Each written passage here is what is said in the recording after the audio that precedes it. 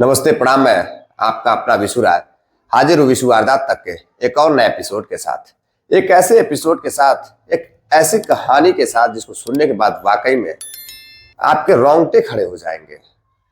आज की यह कहानी बेहद ही सीख देने वाली है और इससे लोगों को जागरूक होने की जरूरत है।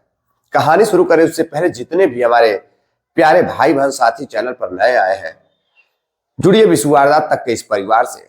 चैनल को सब्सक्राइब करिए और ज्वाइन करिए विशु वारदात तक के इस परिवार को। इस चैनल के माध्यम से आप सभी साथियों को सच्ची खबरें, सच्ची कहानियां आपको बताई जाएंगी, सुनाई जाएंगी। दरअसल आज की जो मैं कहानी सुनाने जा रहा हूं यह सच्ची घटना उत्तर प्रदेश में जगह पड़ती है शाहजहांपुर की है। शाहजहांपुर में एक व्यक्ति बड़े ही प्यार से फोन पर कुछ मूवी देख रहा था और मूवी देखकर बार बार वह खिलखिलाकर हंस रहा था। लेकिन अचानक से उस पर एक मैसेज आता है। जब वह मैसेज को ओपन करता है तो उस मैसेज में एक वीडियो रहती है और जैसे ही वह उस वीडियो को प्ले करता है और जो उस वीडियो में जो कुछ वह देखता है उसको देखने के बाद वह व्यक्ति वहीं पर बेहोश होकर गिर जाता है।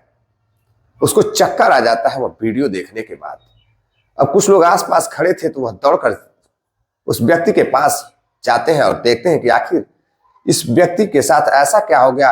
उस वीडियो में मोबाइल अभी जो व्यक्ति चला रहा था वह ऐसा क्या देख लिया कि वह बेहोश हो गया, वह सदमे में चला गया। दरअसल उस वीडियो में जो व्यक्ति जो वीडियो देख रहा था उस वीडियो में उसकी लड़की की अश्लील हरकतें थी जिसको देखकर वह शर्मसार भी होता है और वह सोच भी नहीं पाता है कि उसकी बेटी ऐसा काम भी कर सकती है और वह सदमे में चला जाता है।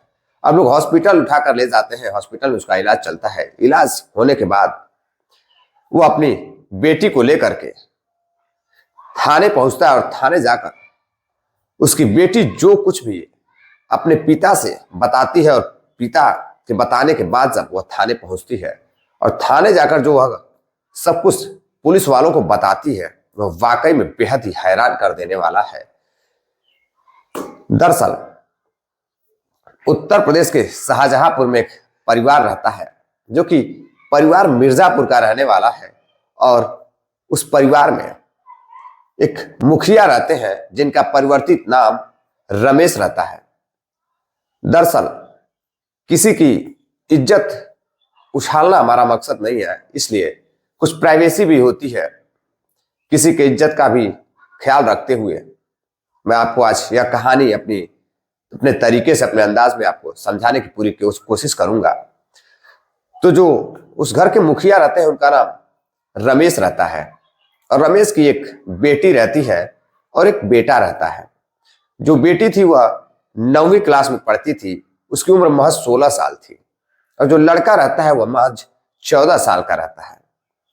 और जो रमेश की बीवी रहती है यानी कि पत्नी, वह मानसिक रूप से हमेशा बीमार रहती है। उसको कुछ भी समझ में नहीं आता था कि उसके साथ क्या हो रहा है, लोग क्या कर रहे हैं। वो हमेशा परेशान रहती थी। तो वह अपने गांव में ही, मिर्जापुर के एक गांव में ही वह रहती थी। अब पैसे की समस्या होने लगती है। जो उनके पिता रहते हैं रमेश, आए दिन पत्नी को लेकर हॉस्पिटल जाते, इलाज कराते, कई हजार रुपए खर्चे आते और रमेश का परिवार जो रहता है रमेश के ऊपर ही पूरी तरह से डिपेंड रहता है, पूरी तरह से निर्भर रहता है। अब रमेश जो भी उनकी मजदूरी से पैसे आते थे वह सारे पैसे खर्च हो जाते थे अपनी पत्नी के दवाई के रूप में। वह परेशान हो जाते हैं कि आखिर इस तरह कैसे काम चलेगा। मिर्जापुर शहर में उन्हें काफी पैसे नहीं मिलते थे, कुछ ही पैसे मेहनत मजदूरी के मिलते थे जिससे उनका परिवार सही ढंग से चल नहीं पाता था। उनकी सारी पैसे उनके पत्नी के इलाज में ही खत्म हो जाता था।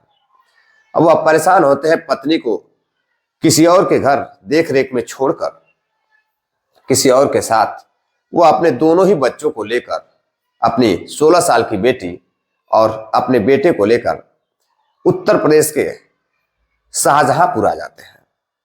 शाहजहांपुर आने के बाद, दरअसल शाहजहांपुर जो क्षेत्र पड़ता है वह जलालाबाद के अंतर्गत आता है, वहां आ जाते हैं। और वहां आने के बाद अब उनका जो छोटा 14 साल का लड़का रहता है वो अभी मेहनत मजदूरी करने लगता है और पिता भी मेहनत मजदूरी करने लगता है और एक किराए का वह कमरा लेते हैं। उस कमरे पर पिता, पुत्र और पुत्री तीनों रहते थे।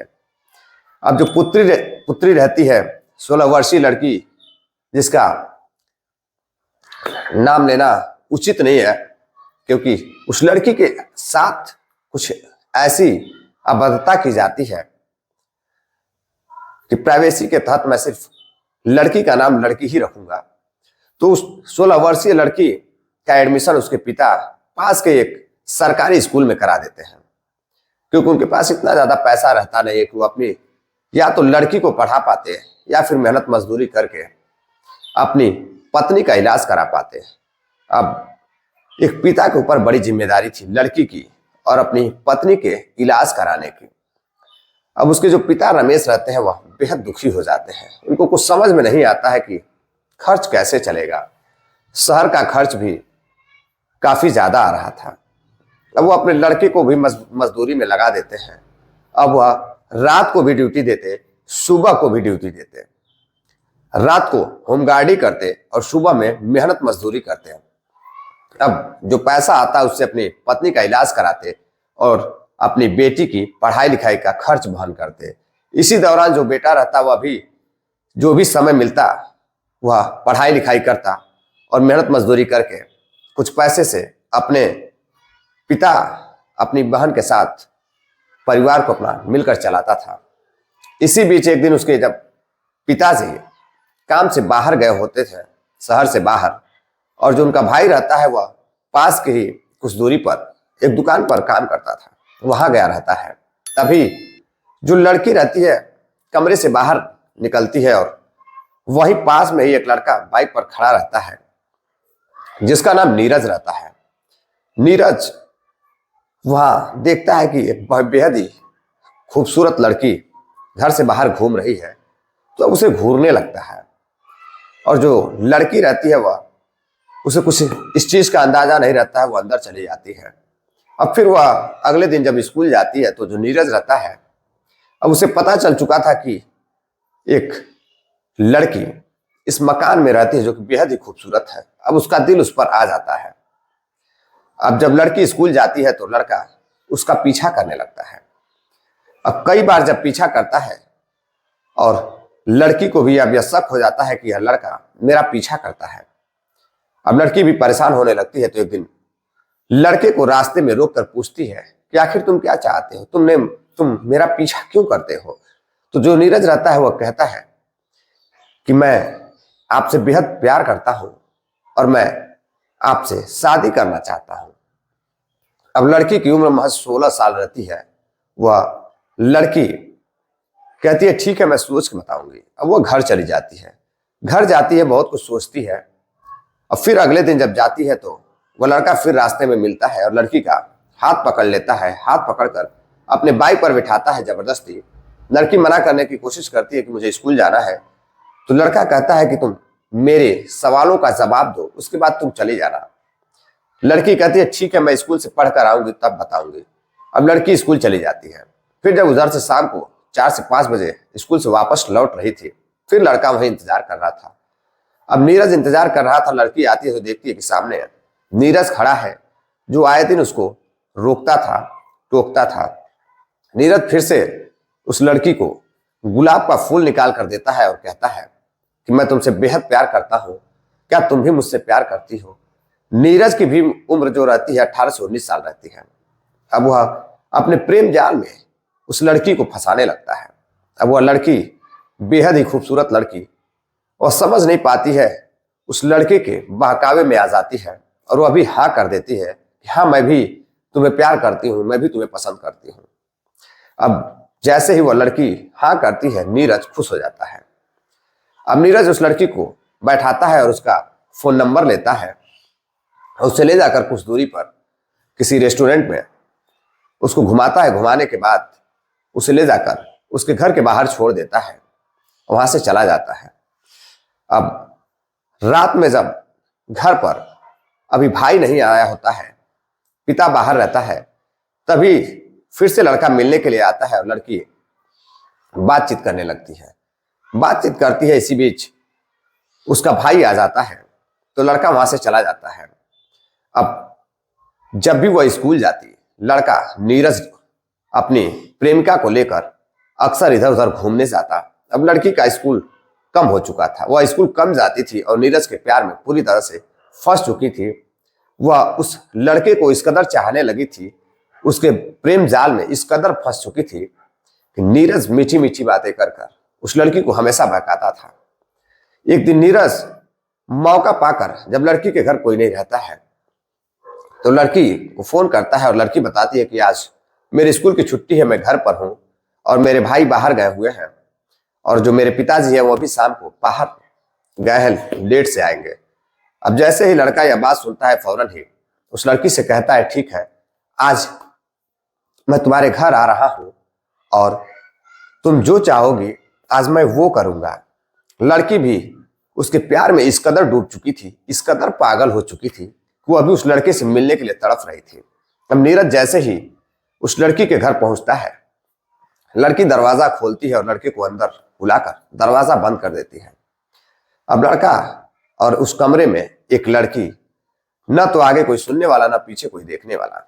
अब लड़का फौरन ही लड़की के एक एक कपड़े निकालकर लड़की के साथ शारीरिक संबंध बनाने लगता है। जब लड़की लड़के के साथ और लड़का लड़की के साथ एक दूसरे के साथ दोनों अपनी मोहब्बत का इजहार करने लगते हैं, समय व्यतीत करने लगते हैं, शारीरिक संबंध बनाने लगते हैं, तो लड़की इस कदर लड़के के प्यार में आगोश में पागल रहती है कि लड़का अपना फोन निकालकर उस लड़की की अश्लील वीडियो बनाने लगता है और लड़की भी उसे मना करने की कोशिश नहीं कर पाती है। अब लड़का सब कुछ करने के बाद, अश्लील वीडियो बनाने के बाद वहां से चला जाता है। कुछ दिन बाद फिर लड़का उस लड़की को बुलाता है और लेकर किसी सुनसान जगह पर जाता है। एक बार फिर उसका वीडियो बनाता है और उसके साथ शारीरिक शोषण करता है। लड़की भी लड़के के साथ, जब भी लड़का फोन करता है लड़की चली जाती है। एक दिन जो लड़का रहता है वह लड़की को फोन करता है और एक कमरे पर बुलाता है। लड़की भी अपने प्रेमी नीरज से मिलने के लिए, 16 वर्षीय जो लड़की रहती है, 9वीं क्लास में पढ़ने वाली, वह अपने प्रेमी नीरज से मिलने के लिए उस कमरे पर चली जाती है। जब उस कमरे पर जाती है तो वह देखती है कि वहां नीरज और नीरज के कई साथी बैठे हुए हैं। अब वह हक्का बक्का रह जाती है, वह समझ नहीं पा रही थी कि यहाँ क्या होने वाला है उसके साथ, यहाँ नीरज किस लिए यहाँ बुलाया है। अब नीरज वहां बैठा हुआ है, सारे कई लड़के, 3-4 लड़के वहां बैठे थे। अब नीरज उस लड़की को कपड़े उतारने के लिए कहता है तो लड़की कहती है कि यहाँ पर इतने सारे लोगों के सामने मैं कपड़े कैसे उतारूं, मैं तुमसे मोहब्बत करती हूं, तुम मेरे साथ जो मर्जी आए वो करो, ये कौन है। अब नीरज कहता है कि यह मेरे रिश्तेदार है, मेरे दोस्त है, अगर तुमने इनके सामने कपड़े नहीं उतारे और इनके साथ जो ये चाहते हैं नहीं की, तो मैं तुम्हारा जो वीडियो बनाया हो, अश्लील वीडियो, मैं वायरल कर दूंगा। अब वह तरह तरह की धमकी देने लगते हैं। लड़की रोने लगती है और वह समझ नहीं पा रही थी कि वह आखिर करे क्या। गांव में उसकी मां बीमार है, किसी तरह से परिवार चल रहा था। अब वह इस दलदल में फंस चुकी थी कि अब उसका प्रेमी उसका फायदा उठा रहा था। अब लड़की ना तो हाँ कर पा रही थी, ना तो ना कर पा रही थी, रोए जा रही थी। और नीरज उस लड़की के कपड़े उतारकर उसके साथ शारीरिक संबंध बनाता है और सारे दोस्त वहीं पर मौजूद होकर देख रहे थे। फिर उसके बाद एक के बाद एक कई लड़के, करीब 5 से 6 लड़के उसके साथ शारीरिक संबंध बनाते हैं और वह शारीरिक संबंध बनाने के बाद उस 16 वर्षीय लड़की से कहते हैं कि अगर तुमने किसी से भी यह बात बताने की कोशिश की या किसी को कुछ भी हिंट करने की कोशिश की तो यह तुम्हारी वीडियो मैं वायरल कर दूंगा और तुम्हें मार डालूंगा। अब लड़की डर जाती है, लड़की घर जाती है, उसका रो रो कर बुरा हाल था। अब धीरे धीरे लड़के जो रहते हैं करीब 2 साल तक उस लड़की के साथ शोषण करते रहते हैं। एक के बाद एक 4-5 लड़के मिलकर उस लड़की के साथ दरिंदगी कर रहे थे। अब एक दिन फिर जब लड़के लड़की को बुलाते हैं कि आज फिर तुम्हें आना पड़ेगा, अब लड़की थक चुकी थी उन लड़कों के दरिंदगी से, वह बर्दाश्त नहीं कर पा रही थी। अब वह उस दिन जाती है और जाने के बाद फिर जो नीरज रहता है उसका एक साथी, उसके साथ फिर से एक एक कपड़े उतार कर उस लड़की के साथ शारीरिक शोषण करते हैं, दुष्कर्म करते हैं। और फिर से लड़की मना करती है, रोने लगती है, हाथ पैर जोड़ती है, मुझे माफ कर दो, मुझसे गलती हो गई, मेरी वीडियो को डिलीट कर दो, मेरे घर वाले देखेंगे तो क्या सोचेंगे, गांव वाले देखेंगे तो क्या सोचेंगे। अब लड़के मजे ले रहे थे, एक के बाद एक वह वीडियो डिलीट करने के लिए मना करते हैं और कहते हैं कि वीडियो हम डिलीट कर देंगे तो फिर तुम मेरे पास कैसे आओगी, और तुम किसी से कहने की कोशिश की तो हम इसको वायरल कर देंगे और तुम्हारी बदनामी होगी। फिर से वही धमकी, लड़की डर जाती है, लड़की अपने घर चली जाती है और उस वीडियो को वायरल करने का और उस लड़की को मारने का, उसके भाई को मारने का वह लड़के एक के बाद एक धमकियां देते रहे और उस लड़की के साथ 2 साल तक शोषण करते हैं। उसी दिन उसका, अगले दिन उसका जो पिता रहता है 5 जनवरी 2024 की शाम को अपने काम पर ही अपना मोबाइल देख रहा था और मोबाइल में कुछ वीडियो वगैरह चल रही थी, कुछ मूवी वगैरह वह देख रहा था। अब काम कर कर वह व्यक्ति, उस लड़की का पिता रमेश, थक चुका था, तो वह एंजॉयमेंट के लिए, अपनी थकावट को दूर करने के लिए मोबाइल निकालता है और मोबाइल को चलाने लगता है।